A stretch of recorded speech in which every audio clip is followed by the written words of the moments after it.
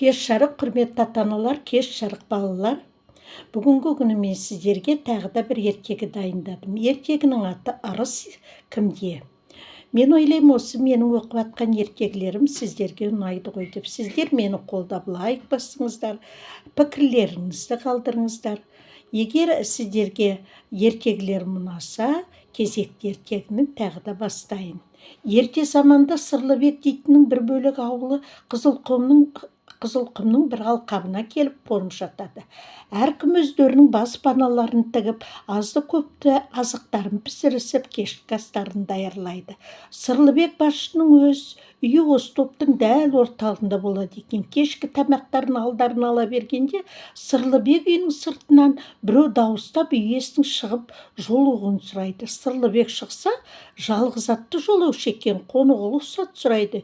Иесі қарсылық етпейді, қош алады. Жолаушы өзінің ұзақ уақыт қоныс іздеп қаңғырғанын, соның өзінде де жайлы орын таппаған әңгіме етеді. Енді осы маңды шолмақпын, әлде іздестіре бермекпін дейді. Ұзақ күнгі көш-қоңнан шаршап шалдыққан ауылда, жол соққан қонақ та қалың ұйқыға енеді. Бір уақыт қонақ оянса, ауыл маңында шулап ұлыған қасқырдың дауысын естиді. Оған қосылып Сырлыбектің иттері ұлып азан-қазан болып тұр екен. Қонақ тегі ғалым адам болса керек.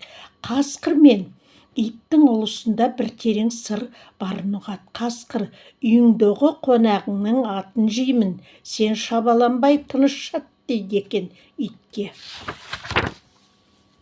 Ит, қонағымның атына тисең, мен қазір хабарлаймын дейді екен. Қасқыр итке, осы түнде таң біліне аулыңды жау шабады. Сонда сен жұртта қаласың, хабарлассаң өзіңді жейміз, егер үндемесең саған тимейміз деп ұлиды екен.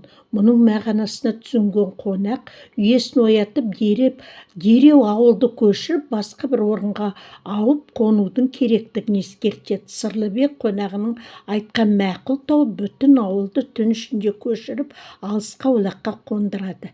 Ертегісін ауылды түгендегенде екі көшкен жұртта қалып қойған анықталады да, іздеп барса қалған үйлерді қарақшылар тонап кеткен екен. Сырлыбек қонағының жай адам еместігін енді ғана түсінеді. Сіз біздің ауылымызды жаудан арашалап аман алып қалдыңыз. Сондықтан мен қарыздармын.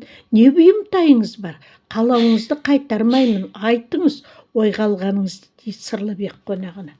Қонақ, итін алармын деп ойлайды да, кетерді айтармын, не қалайтынымды дей салады. Ит жүгіріп келіп үйдің туырлығын иіскелейді. Қонақ ойлайды, арыс ит деді, енді туырлыққа ауысты. Туырлығын алармын дейді ішінен.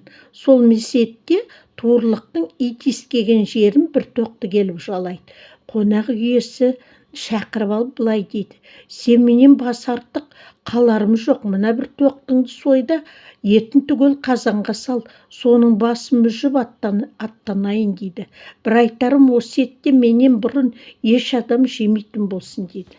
Сырлыбек тоқтыны сояды да, етін қазанға түгел салдырып әйеліне: піскесін еш адамға ауыз тигізбей, түгелмен қонақтың алдына әкеп қой деп тапсырады. Сырлыбектің әйелі бағып тұрып пісіреді, табаққа салып үйге алып кіре бергенде, Сырлыбектің кейін жылы жүгіріп келіп, бастың құйқасынан бір жұлып алып, аузына салып жұртып жібереді.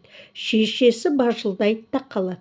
Аста кеп қонақтың алдына дастарханның үстіне қойғасын. Қонақ Сырлыбекке айтады: сенің мына итіңде зор ырыс бар екенін біліп едім.